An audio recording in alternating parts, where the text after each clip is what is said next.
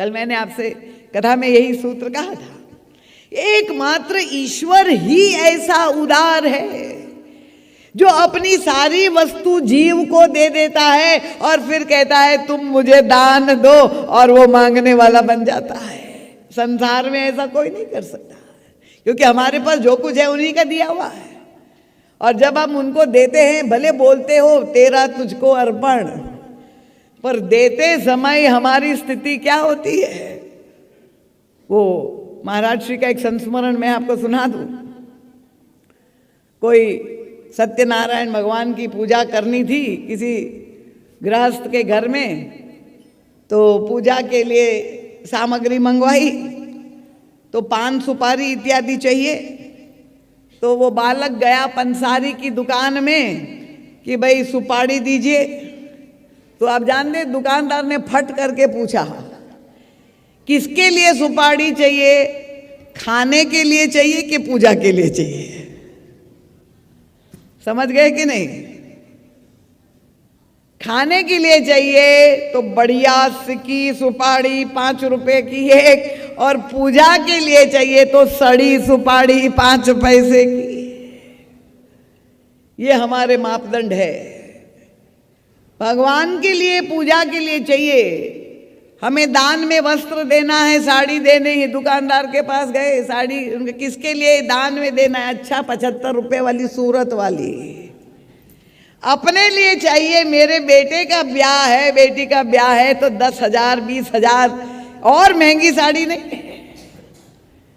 तो हम लोग ये दान का पाखंड करते हैं, समझते हैं कि हम दान दे रहे हैं, पर हम क्या भगवान को छलेंगे? हम तो अपने आप को ही धोखा देते हैं।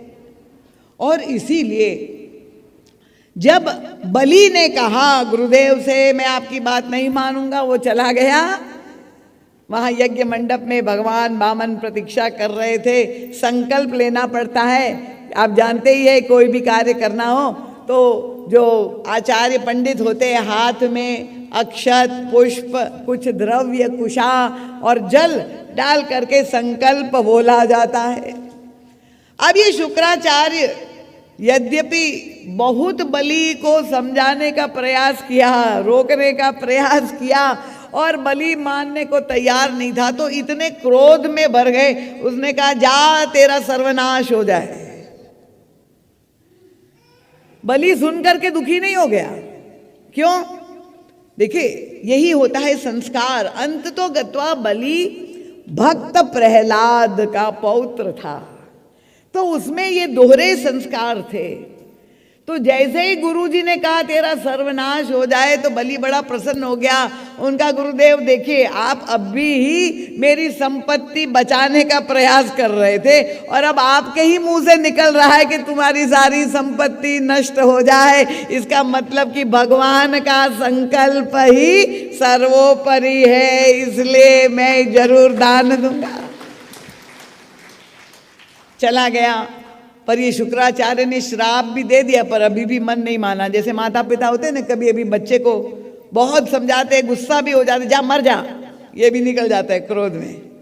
पर क्या वो चाहते हैं क्या कि बच्चा मर जाए? अगर वास्तव में वो दौड़े तो बचाने के लिए तत्पर हो जाते। शुक्राचार्य ने क्या किया, यहाँ संकल्प हो रहा था तो घुस गए।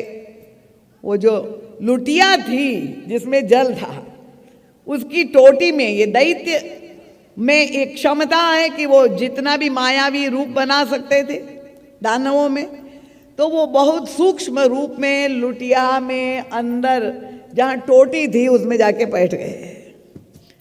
क्यों बैठ गए भाई? पूछा शुक्राचार्य को।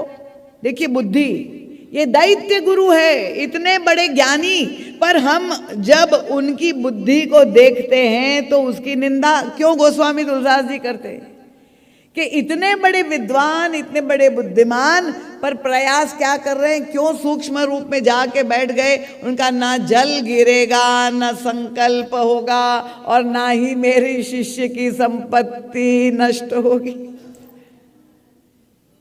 क्या वो नहीं जानते कि भगवान के संकल्प को कोई भी संसार में कितना ही बड़ा गुरु क्यों ना हो, गुरु को भगवान से बड़ा बताया है। क्यों?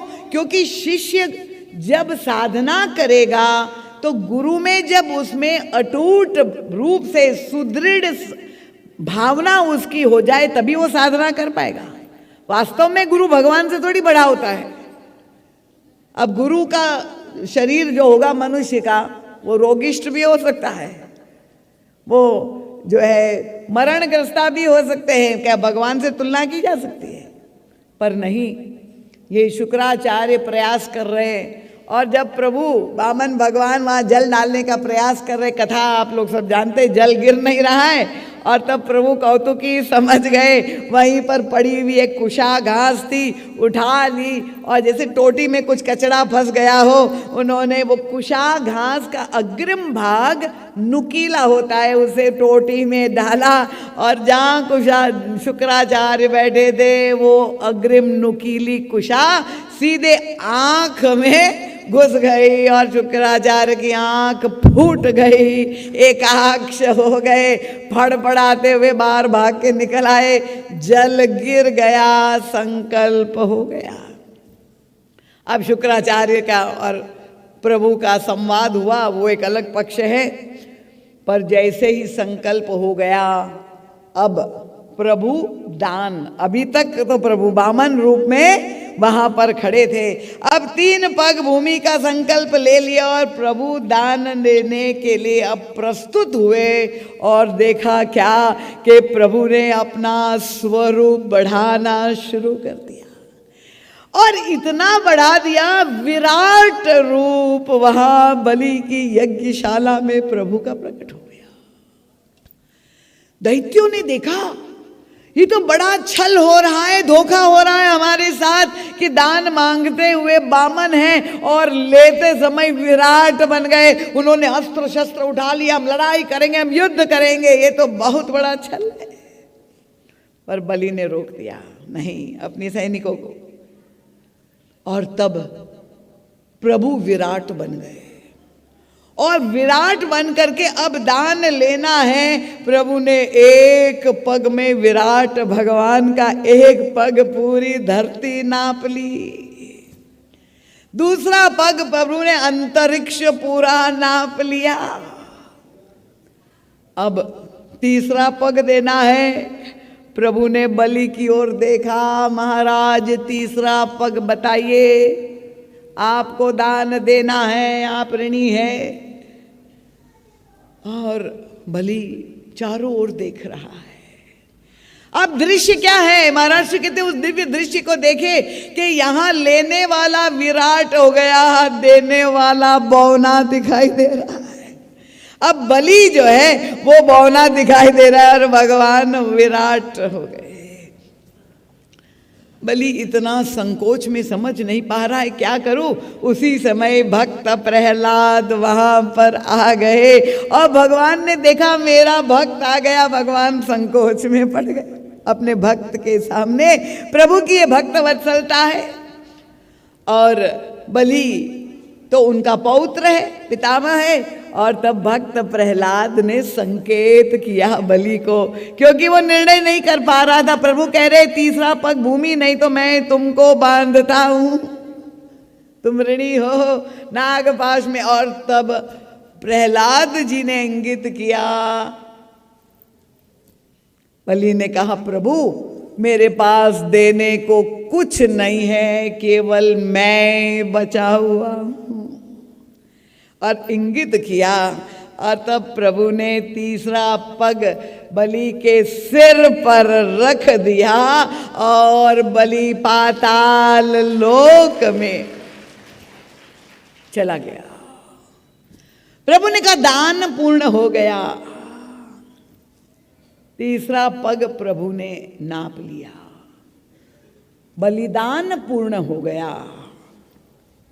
और परम पूज्य गुरुदेव हमारे महाराज श्री समझाते हैं ये दान लेने और देने की कला यहाँ पर हमें शिक्षा प्राप्त होती है। बलिदान शब्द का प्रयोग व्यवहार में होता है। आप लोग सबने सुना है ना, अखबारों में भी पढ़ने को मिलता है। और बलिदान का अर्थ क्या हम लोग लेते हैं कि कहीं ना कहीं किसी देवी की प्रसन्नता के लिए, देवता की प्रसन्नता के लिए किसी न किसी पशु की, किसी जानवर की बलि दी जाए। कहते यही बलिदान है। जब किसी पशु को, कहीं कहीं तो ये भी सुनने को मिलता है कि किसी बालक की भी बलि देते हैं कि देवी प्रसन्न हो जाएगी, किसी मनुष्य की भी बलि दी जाती है। ये जो अर्थ है बलिदान का कि जहां किसी भी जीव की हत्या की जाए, ये तो आगम शास्त्र का अर्थ है, बड़ा तमोमय अर्थ है। पर महाराज जी कहते हैं कि हम निगम शास्त्र में भक्ति मार्ग में बलिदान का अर्थ कहाँ क्या है वो यहाँ पर दिखाई देता है। बलिदान किसको कहते हैं?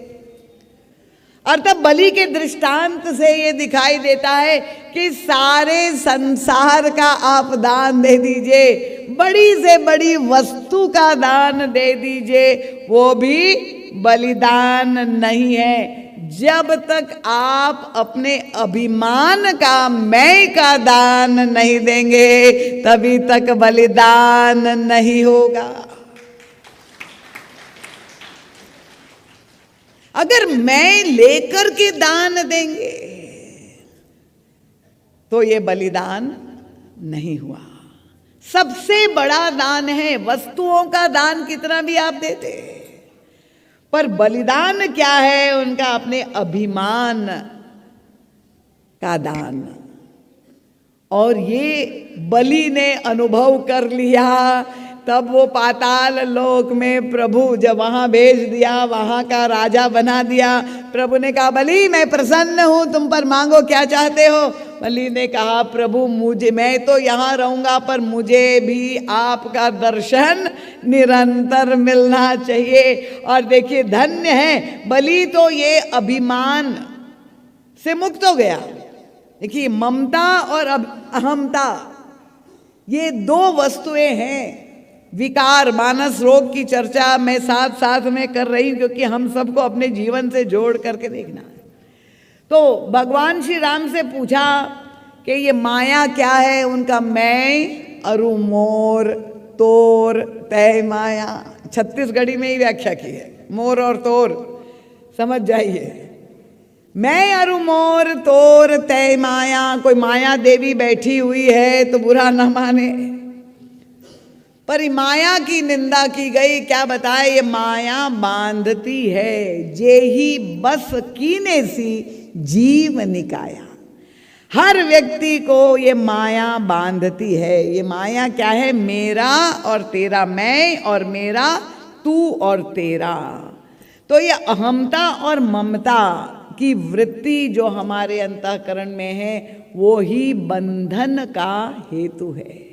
अब कोई व्यक्ति, किसी भी व्यक्ति को बंधन अच्छा नहीं लग सकता। हर व्यक्ति स्वतंत्र चाहता है आज के युग में विशेष रूप से।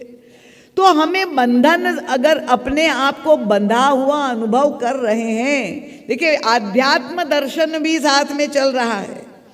अगर हम बंधन से मुक्त होना चाहें, ये माया का बंधन है, इसका मतलब हमें अहमता और ममता की वृत्ति से ऊपर उठना जरूरी है।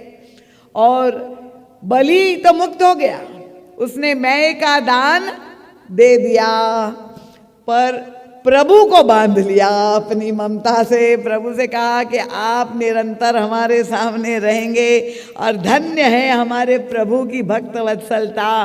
पहरेदार बन करके प्रभु वही पाताल लोक में बलि के राज्य में पहरा देने लगे। और तब कथा तो आगे आप जानते ही हैं कि ये श्रावणी पूर्णिमा कि कैसी महत्व क्या है। लक्ष्मी जी को चिंता हो गई कि भगवान विष्णु पाताल लोक में पहरेदारी कर रहे हैं, और तब वे आती है और भगवान महाराज बलि के हाथ में श्रावणी पूर्णिमा रक्षाबंधन के दिन राखी बांधती है। और तब जब भाई और बहन के बीच का ये जो तब से परंपरा प्रारंभ हुई, बलि ने पूछा कि मैं प्रसन्न हूँ, क्या चाहती हो? तो उन्होंने कहा कि ये जो पहरेदार के रूप में विराजमान मेरे पति है उनको मुक्त कर दीजिए। और ये तब से ये परंपरा का। तो ये जो पक्ष यहाँ पर बलि की यज्ञशाला में दूसरी कथा आती है, बहुत ही ध्यान से सुने कि जब बलि के 3 पग भूमि जो प्रतिज्ञा ली थी नाप रहे थे, महाराज श्री कहते कि भगवान विराट के रूप में कोई भूमि नहीं नाप रहे थे।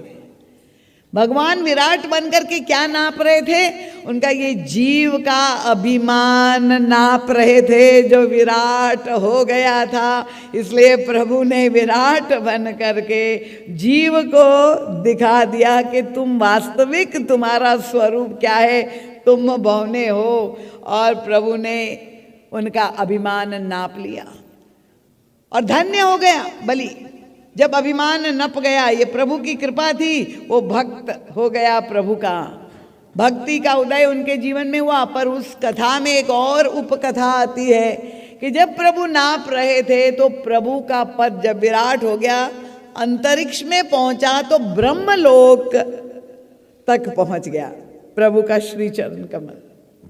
अब ब्रह्मलोक में ब्रह्मा जी बैठे थे, तपस्या कर रहे थे, और ब्रह्मा जी ने देखा अचानक विष्णुपाद प्रभु के अंगूठे का और नाखून पहचान लिया। ब्रह्मा जी विष्णु के चरण ना पहचाने और गदगद हो गए। ब्रह्मा जी की धन्य है। और उनके पास उस समय कमंडल था, कमंडल में जल था, उस जल को लेके उन्होंने प्रभु के चरण कमल का प्रक्षालन कर दिया और उसी क्षण माँ गंगा का प्रादुर्भाव हो गया, गंगा मैया प्रकट हो गई।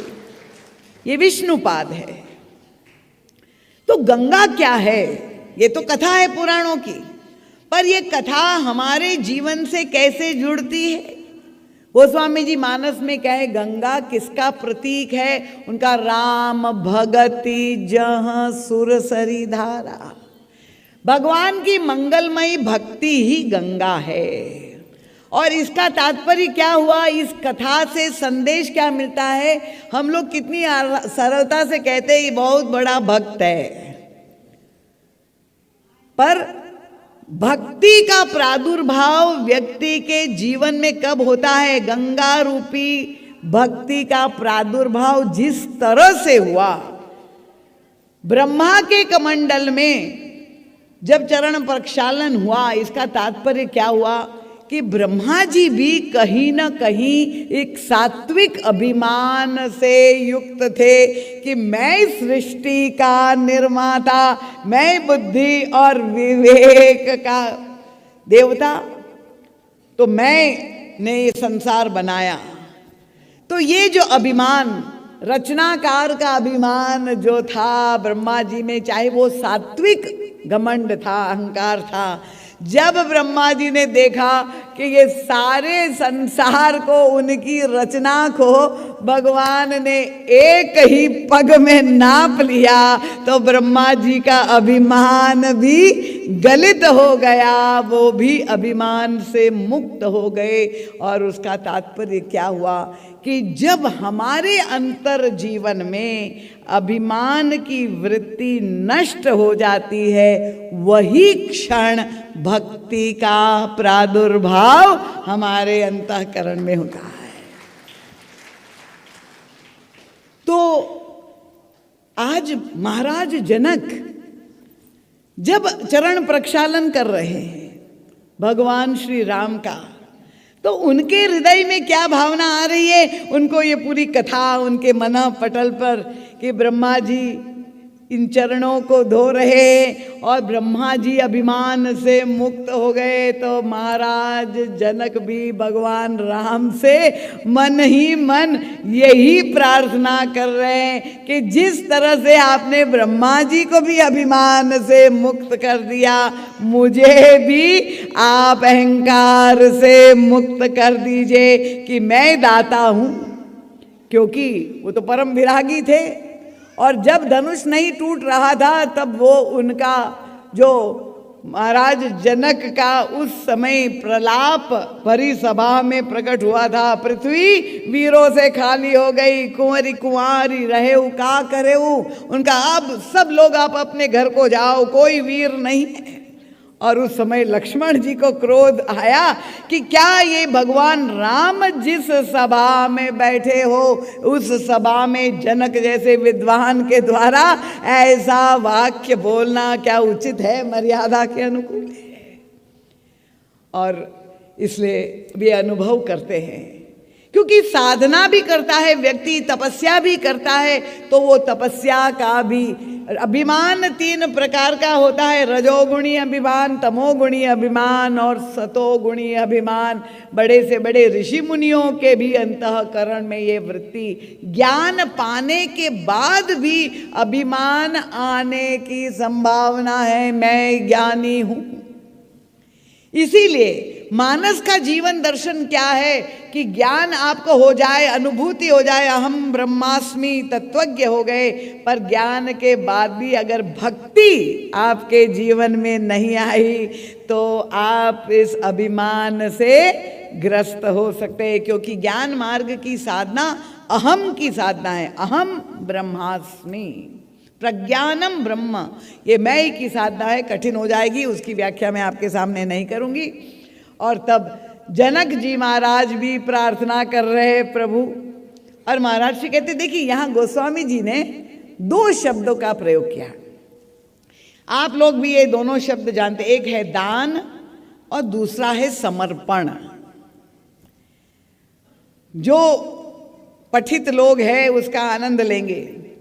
किसी से पूछे ये दान और समर्पण में क्या अंतर है, तो वो कहेंगे वो तो एक ही बात है, पर्यायवाची मिलते जुलते शब्द है। जब हम दान देंगे तो हम समर्पण ही तो कर रहे हैं।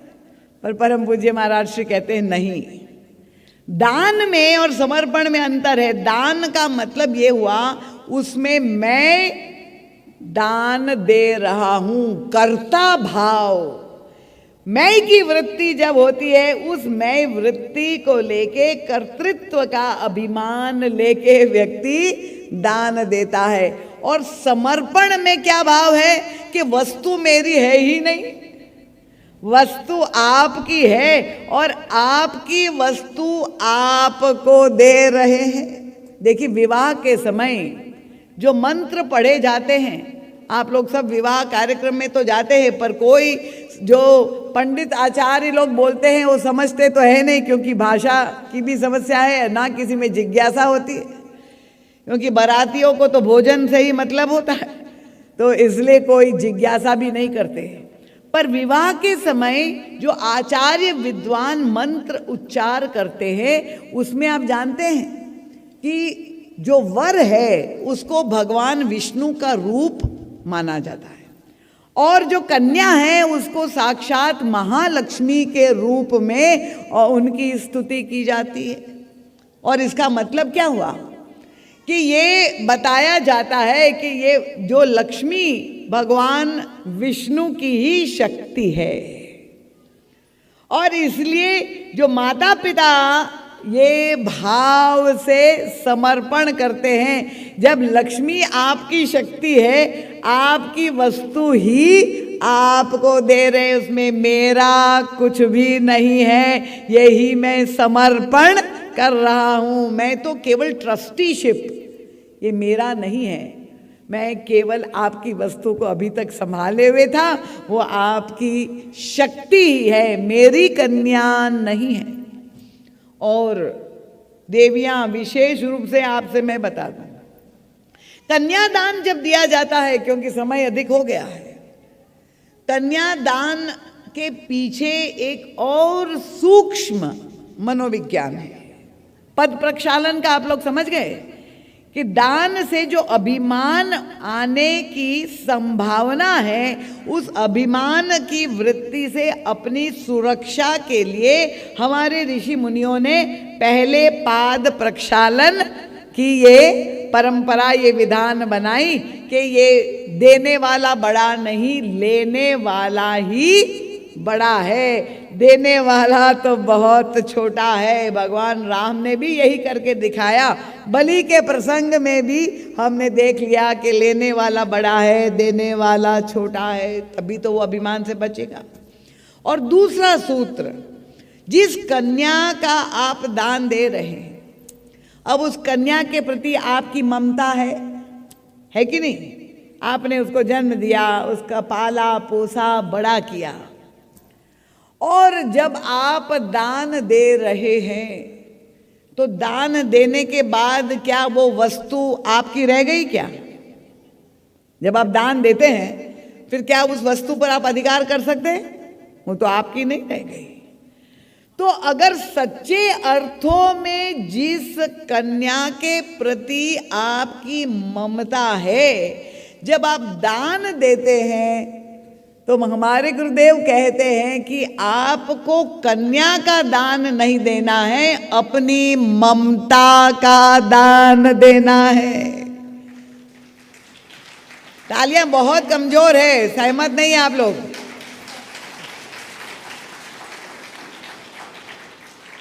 देखिए, आज जो समाज में संबंध विच्छेद हो रहे हैं, मैं बिल्कुल उन्मुक्त भाव से बोल रही हूँ। घर घर की कथा है कि वहाँ भी शादी हुई नहीं, धूमधाम से करोड़ों रुपया, चाहे वो साधारण व्यक्ति हो और चाहे बहुत ही धनवान संपन्न घर का व्यक्ति हो, घर घर में देख रहे हैं कि संबंध विच्छेद हो रहे हैं, डाइवोर्स के केस समाज में बढ़ रहे।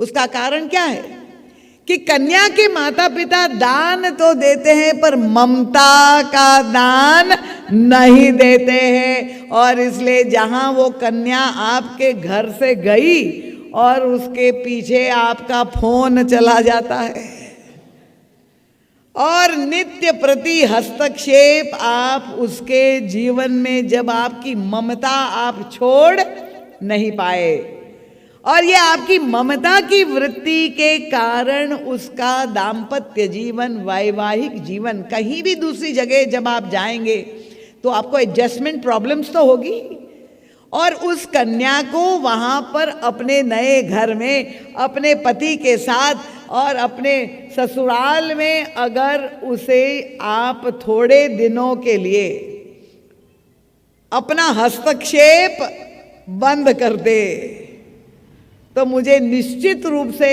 विश्वास है कि डाइवोर्स के केस कम होते जाएंगे। क्योंकि देखिए, तालियां अभी देवताओं की ओर से अधिक है, देवियां इतना नहीं बजा रही है, जबकि आपको बजाना चाहिए। क्योंकि ये जो हस्तक्षेप आपको लगता है कि हमारी कन्या कोई कष्ट में तो नहीं है, आज क्या खाया, सासू ने क्या किया, तुम्हें चाय पिलाई कि नहीं, वहाँ से आपकी जो जिज्ञासा शुरू हो जाती है वो हस्तक्षेप, ये ममता की वृत्ति के कारण। और इसलिए हमारे ऋषि मुनियों ने ये जो कन्यादान और पाद प्रक्षालन के द्वारा अहमता और ममता, ये दो वृत्तियों से इस तरह से अपने जीवन के क्रम में अध्यात्म को भी जोड़ दिया कि व्यक्ति को प्रयास ना करना पड़े, यही क्रम में वो क्रमशः अभिमान और ममता, अहम और मम, ये दोनों सबसे बड़े बाधक जो बंधन का हेतु है, उससे उपराम हो सकते हैं। तो ममता बुरी नहीं है, देखिए कृपा मत, उल्टा अर्थ मत लीजिए, पर ये ममता अगर अधिक हो जाए और वो आपकी संतान के लिए, अब किस तरह से हम ममता से मुक्त हो, दो तरह है। गोस्वामी तुलसीदास जी ने मानस में दोनों पद्धतियों का दर्शन कराया। एक दृष्टांत मिलता है श्री हनुमान जी महाराज के जीवन में, दूसरा दृष्टांत विभीषण जी के द्वारा मिलता है। क्योंकि ममता ये समस्या है, उससे मुक्त होना है। उनका एक उपाय है कि अगर आपके अंदर बहुत ममता है, आप अपनी ममता राम से, भगवान से ही जोड़ दीजिए, वो ममता धन्य हो जाएगी। कहाँ पर दर्शन मिलता है उनका? विभीषण जी महाराज को लात पड़ी, कथा आप जानते हैं कि नहीं? रामायण की कथा जानते, किससे पड़ी? बड़े भाई से नहीं बोलेंगे, रावण से पढ़िए। रावण कौन था? बड़ा भाई। तो जिस बड़े भाई को वो पिता मानता था विभीषण, भगवान के समान उसका आदर करता था, उसी बड़े भाई से लात पड़ी है। और हम में से कितने लोगों को ये अनुभव है, होता है कि नहीं, घर परिवार में, व्यवहार में। और लात तो पड़ती रहती है, पर हम लोग वहीं रहते हैं, लात भी खाते रहते हैं। पर विभीषण ने अंत तो गत्वा प्रभु की ये लात में, पद प्रहार में उसको प्रभु के निमंत्रण का हाथ दिखाई दिया। क्यों? क्योंकि उनको गुरु के रूप में भगवान हनुमान जी महाराज मिल गए थे, और हनुमान जी महाराज निमंत्रण दे करके गए थे। और तब उन्होंने, वो सत्संग का प्रभाव था। गुरु और संत का सत्संग अगर आपने किया है, आप कहेंगे मैं तो 80 साल से सत्संग कर रहा हूं, पर सत्संग के द्वारा हमारे जीवन में परिवर्तन आया कि नहीं? सत्संग का प्रभाव हमारे जीवन में हुआ कि नहीं? वो कसौटी भी तो होनी चाहिए। अब बच्चे को स्कूल में पढ़ने के लिए भेजते हैं, पर वो साल भर पढ़ा है कि नहीं, वो कब पता चलता है? जब परीक्षा ली जाती है। तो ये हमको भी अपने आप के अंदर झांक करके, आत्मनिरीक्षण करके आत्म परीक्षण करना चाहिए। दूसरा आपकी परीक्षा ना ले, आप स्वयं अपनी परीक्षा ले कि हमने सत्संग किया है, सत्संग का फल हमारे जीवन में घटित हुआ है कि नहीं। महाराज जी का एक ग्रंथ है, आप जरूर, मैं बार बार आप लोगों से अनुरोध कर रही हूं, पढ़िए महाराज जी का सत साहित्य। तो अगर अपमान आपका हो, पद प्रहार का मतलब अपमान, अगर व्यवहार में तो पग पग पर अपमान सहना पड़ता है, अनादर हो, अपमान हो, पर उस अपमान में अगर आपको भगवान की कृपा का दर्शन हो जाए, प्रतिकूलता में अनुकूलता की अनुभूति होने लगे, तो समझ लीजिए कि आपने सत्संग बिल्कुल ठीक ठीक किया है।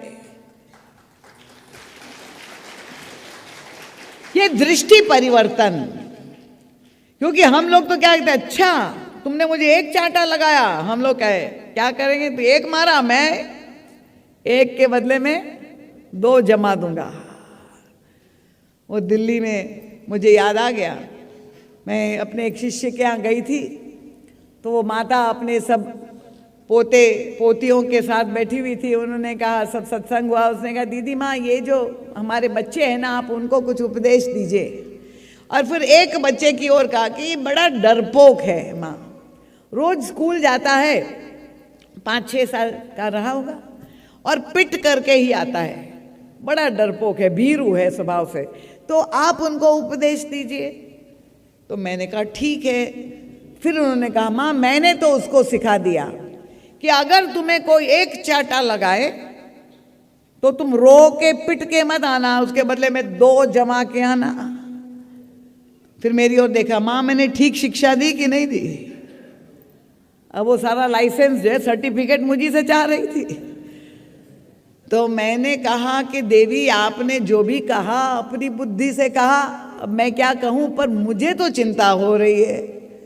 तो उन्होंने पूछा मुझे, माँ क्या आपको क्या चिंता लग रही? कि मुझे, मैंने कहा चिंता ये हो रही कि ये बेचारा बालक, अब उसका ब्रेन का हार्ड डिस्क तो ब्लैंक है, आपने उसमें इंफॉर्मेशन फीड कर दी कि 1 लगाए उसके बदले में 2 जमाना है। अब उसके तो ब्रेन में, ये कंप्यूटर में फीड हो गया, 1 के बदले में 2। और मैंने कहा ये बालक शनई शनई बड़ा हुआ और बड़ा हुआ, और कभी ऐसा ना हो कि कोई उसने ऐसी गलती कर दी और आप ही उनको 1 जमा दे। और जिस दिन आपने 1 जमा दिया और उसके कंप्यूटर ने कह दिया 1 = 2, और आप पर उसने 2 जमा दिए, उस दिन आपको कैसे लगेगा? इसलिए शिक्षा जब हम दे रहे हैं तो हमें बहुत ही गहराई से विचार करना है। आदर्श माता पिता होना, बच्चे को जन्म दे देना ही बहुत बड़ी बात नहीं है, पर एक जीव को जब आप संसार में लाते हैं, निमित्त बनते हैं, तो किस तरह से वो सुसंस्कृत हो, सारे संस्कार उसमें डाले जाए, आदर्श परवरिश कैसे की जाए, वो हमारे ऋषि मुनियों ने ये सब चिंतन, ये सब ग्रंथों में यही तो भरा पड़ा है, और यही कथा सुनने का उद्देश्य है। तो इसलिए विभीषण जी महाराज को जब अपमानित किया गया, भरी सभा में सबके सामने पद प्रहार हुआ, और विभीषण जी बड़े प्रसन्न होके, गोस्वामी जी ने क्या लिखा, बदले के भाव से नहीं, हर्षि चले ओ रघुनायक पाही, परम प्रसन्न है। क्यों? महाराज जी पहुंच गए विभीषण जी के हृदय में, झांक रहे, अरे अपमान हुआ है और प्रसन्न है, ये तो हमें कला सीखनी होगी। अपमान में भी जहां आनंद, अच्छा अर्थ लेने की कला, हम अपने बच्चों को भेजते पॉजिटिव थिंकिंग के क्लासेस में, काउंसलिंग कराने, अरे रामचरितमानस की कथा सुना दीजिए, उनको मानस पाठ करवाइए, कोई काउंसलिंग की जरूरत आपको नहीं पड़ेगी।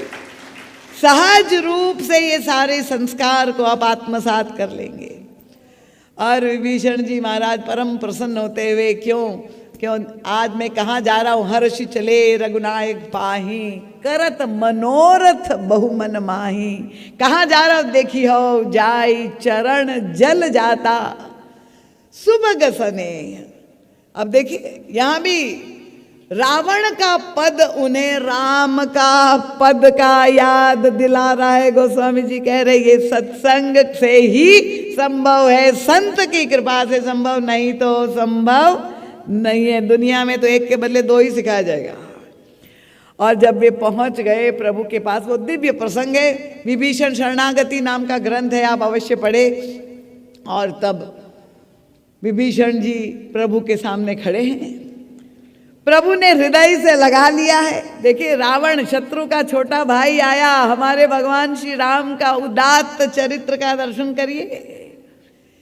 शत्रु पक्ष से आया हुआ है, छोटा भाई है रावण का, पर प्रभु इतने प्रेम से उसको हृदय से लगा लेते, शरण में ले लेते हैं। और तब विभीषण ने प्रभु से कहा, प्रभु ने कहा इतना विलंब करने आने में कर दिया भले मानुष। प्रभु हर जीव, विभीषण कौन है? जीव का प्रतीक है। तो प्रभु तो प्रतीक्षा कर रहे कि ये जब से मुझसे अलग हुआ है, भटक रहा है, ये वापिस कब लौट करके आएगा। देखिए हर मंदिर के पट खुले, दरवाजे खुले, भगवान खड़े हैं, मंदिर में कोई नहीं। प्रभु प्रतीक्षा कर रहे हैं कि कोई तो आए वापिस। प्रभु ने विभीषण जी से पूछा, इतनी देर लगा दी, तुम पहले क्यों नहीं आए? और तब विभीषण ने कहा, प्रभु मैं ध्यान तो आपका रोज करता था। देखिए आजकल ध्यान की साधना की बड़ी फैशन हो गई है। अक्सर किसी को पूछे क्या करें, मैं ध्यान कर रही हूँ। किसका ध्यान कर रहे हैं वो तो पता नहीं, आंख बंद करके। विभीषण जी ने भी कहा कि प्रभु मैं नित्य प्रति आपका ध्यान तो करता था मेरे भवन में बैठकर, पर आप अंतर ध्यान हो जाते थे। तो प्रभु ने कहा कि विभीषण तुम मेरे पैर बांध लेते, मेरे चरणों को बांध लेते तो मैं भाग नहीं सकता था। जब तुम कह रहे हो कि मैं अंतर ध्यान हो जाता था, तुमने मुझे बांधा नहीं, तभी तो मैं भाग खड़ा होता था। तो तुम मुझे बांध लेते तो मैं कहीं नहीं जा सकता था। विभीषण ने कहा, प्रभु आपके श्री चरणों को बांधने की भी कोई रस्सी, कोई डोरी बनी हुई है कि जिससे आपके चरण बंध जाए? देखिए कितनी कृपा है। सुंदरकांड का पाठ आप लोग रोज सब करते होंगे, नहीं करते तो जरूर करिए। भगवान स्वयं अपने बंधने का उपाय बता रहे। राम उवाच, आप कहते भगवान पकड़ में नहीं आते, वो बंधते नहीं, भगवान ने स्वयं बताया। विभीषण के सामने उन्होंने कहा, तेरे पास वो रस्सी है जिससे तुम मुझसे बांध सकते हो। कौन सी रस्सी? प्रभु ने गिनाना शुरू कर दिया। जननी जनक बंधु सुत दारा तन धन भवन सुहृद परिवारा। ये पतले पतले धागे, राग के ममता की रस्सी तुम्हारे पास है, सब कर ममता ताग बटोरी। ममता तो लबालब भरी है हमारे अंदर, पर हमारी ममता कहाँ है? जननी, जनक, बंधु, सुत, धारा, तन, धन, भवन, सुहृद, परिवारा, 10 वस्तुओं में ममता बटी हुई। मेरा मकान, मकान तो छोड़ दीजिए, बड़े शहरों में तो समस्या यही है कि कथा में बैठकर व्यक्ति व्याकुल। मैंने पूछा, कहा क्यों आज तुम कथा में रस नहीं आया? उनका नहीं मां, रस तो आया, पर मुझे यही चिंता हो गई कि मेरी चप्पल बाहर छोड़ दी, कोई चोरी न लेकर के गया। अब जूतियों में ममता है, अब कहां कहां से ममता समेटे? तो प्रभु ने कहा राग और ममता तो रस्सी तो सबके पास है, पर संसार में बिखरी हुई है। अतः प्रभु ने कहा वो पतली पतली रस्सी से मैं नहीं बंध पाऊंगा, सारी रस्सियों को एक करो, सब कर ममता ताग बटोरी। और बहुत मजबूत रस्सा बनाओ, और मम पद मन ही बांधी बरडोरी। ये ममता और मन मेरे दोनों चरणों को उनसे बांध दो तो मैं कहीं भाग नहीं सकूंगा। तो या तो हमारी ममता प्रभु से जुड़ जाए, एक उपाय। ज्ञानियों ने कहा नहीं, इस ममता से हम मुक्त होना चाहते हैं। गोस्वामी जी ने कहा रस रस सूख सरिस सम पानी, ममता त्याग करे जिमि ज्ञानी। एक दिन में नहीं होगी। ज्ञानी लोग अपने जीवन से ममता से मुक्त होते हैं। कैसे? उनका रस रस सूख।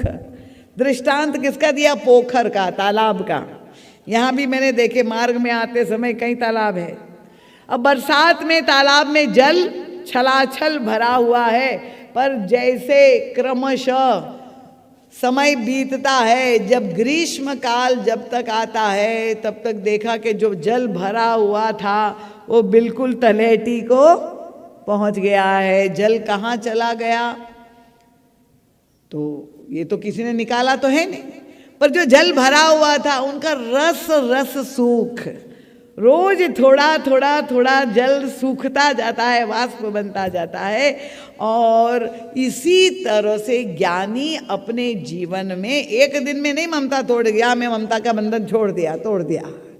धीरे धीरे उपराम हो करके ममता से मुक्त होता है। श्री हनुमान जी महाराज का जो दृष्टांत है, हनुमान जी महाराज को बांध करके जब मेघनाद ले आया रावण की सभा में, और रावण दंडित करने के लिए तैयार हो गया कि हनुमान जी ने उनके पुत्र का वध कर दिया था। कौन है उनका पुत्र? किसका वध कर दिया था बताइए? अक्षय कुमार। कम से कम कुछ तो रामायण पढ़ते हैं लगता है, भागवत में तो मुखर्जी। अक्षय कुमार का वध कर दिया। अब रावण ने कहा कि मेरी ममता मेरे पुत्र से, इस बंदर ने मेरी ममता को आहत कर दिया, तो मैं भी, पहले तो मृत्यु दंड दिया। विभीषण ने विरोध किया और तब उन्होंने कहा मेरी ममता को आहत किया है तो मैं भी उसको, उसकी ममता को आहत करूँगा। कैसे करूँगा? उनका ये बंदर की ममता कहाँ होती है? उनका कपि के ममता पूछ पर। बंदर की ममता अपनी पूछ पर होती है। उसने मेरी ममता आहत की, मैं उसकी ममता को आहत करूंगा। उसकी पूछ पर घी तेल कपड़ा लपेट के आग लगा दो। अब वो श्री हनुमान जी महाराज की ममता को मिटाने चला रावण, और हनुमान जी महाराज ने दिखा दी कि तुम मेरी ममता मिटाना चाहते हो, लो चुनौती स्वीकार कर लिया। क्या किया? हनुमान जी ने अपनी पूंछ बढ़ाना शुरू कर दिया, और इतनी पूंछ बढ़ा दी हनुमान जी महाराज ने, इतनी बढ़ गई कि लंका का सारा घी तेल कपड़ा खत्म हो गया, पर श्री हनुमान जी महाराज की पूंछ को लपेट नहीं पाए। महाराज श्री कहते दूसरी पद्धति है, ममता इतनी विराट हो जाए कि सारे संसार को ही लपेट ले, इतनी बड़ी ममता। सब सिया राम मैं सब जग जानी, करऊ प्रणाम जोरी जुग पानी। इतनी विस्तृत कर दी कि तुम मेरी ममता अगर थोड़ी हो तब तो तुम नष्ट करोगे, मेरी इतनी विराट ममता है, देव उसको नष्ट करके दिखा दो। तो वो ईश्वर का जो है, ये दोनों पद्धति है, ज्ञानियों की और भक्तों की। और इसलिए ये जो पाद प्रक्षालन और कन्यादान का विधि विधान है विवाह में अत्यंत महत्वपूर्ण है। और मैं आप सभी देवी देवताओं से अनुरोध करूंगी, अब कथा के केवल 2 दिन शेष है, कृपया जिसने नहीं सुनी है कथा वो भी अपने साथ, जो भी अपने इष्ट बंधु, क्योंकि तालियां तो अब बजा रहे हैं, पर वो ताली बजाने का मतलब केवल प्रसन्नता नहीं, और लोगों को भी जो ये अगर आपको लगता है कि ये कथा हमारे लिए जीवन के लिए उपयोगी है, प्रासंगिक है, तो आप अवश्य ले आए। और प्रत्येक श्रोता अपने साथ 10-10 श्रोता और ले आए। 2 ही दिन बचे हैं और विवाह का समारंभ जब आपके घर में हो तो ये मुनि पंडित आचार्यों के द्वारा विधि विधान से कर्मकांड पूर्वक अगर विद्वान पंडित मिल जाए और वो विधि विधान से वो सारी जो विवाह की परंपरा है वो करवाएं। क्योंकि आजकल तो मैं अक्सर देखती हूँ, वैसे तो विवाह शादी में मैं जाती नहीं, पर कोई बहुत आग्रह जब होता है, कहते हैं आपको आना ही पड़ेगा, तो मैं यही देखती हूँ, पहले ही पंडित जी को कहते हैं पंडित जी 1 घंटा बस टाइम देख करके। क्यों? उनको, क्योंकि वो जो है मुहूर्त का महत्व नहीं है। मुहूर्त सबसे बड़ा क्या है उनका कि ये ब्यूटी पार्लर का मुहूर्त दिया हुआ है, वहाँ जाना है, और बैंड वाले का इतना मुहूर्त है, और उसके बाद हमको ये डीजे में नाचना है, विवाह में करना है। इसलिए जो भी कर्मकांड है वो जल्दी से जल्दी निपटाइए।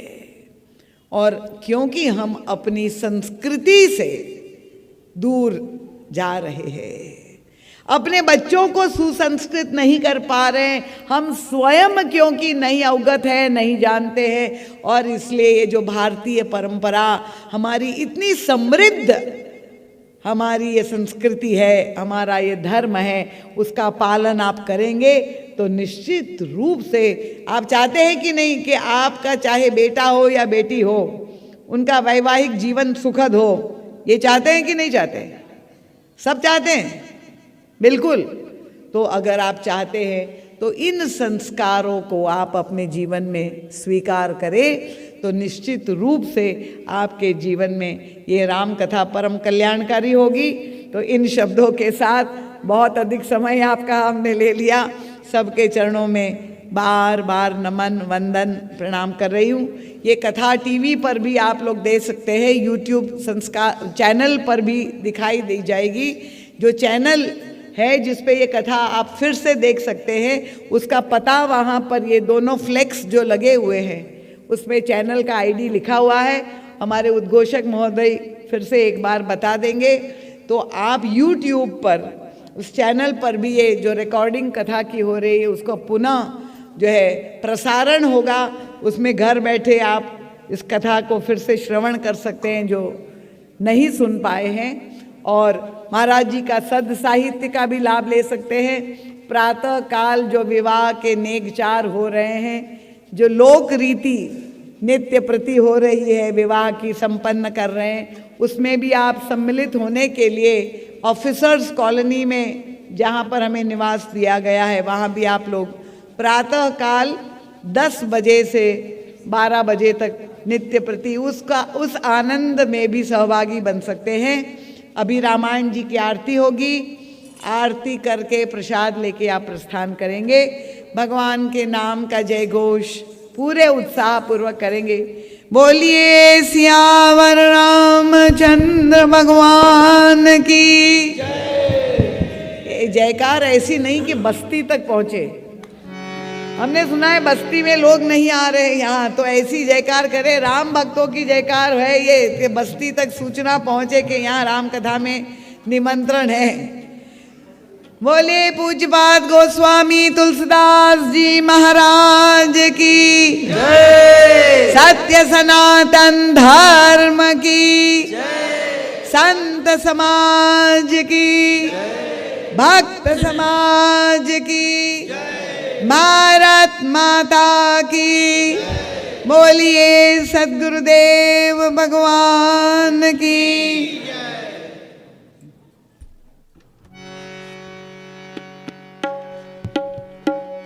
श्री राम किंकर प्रभु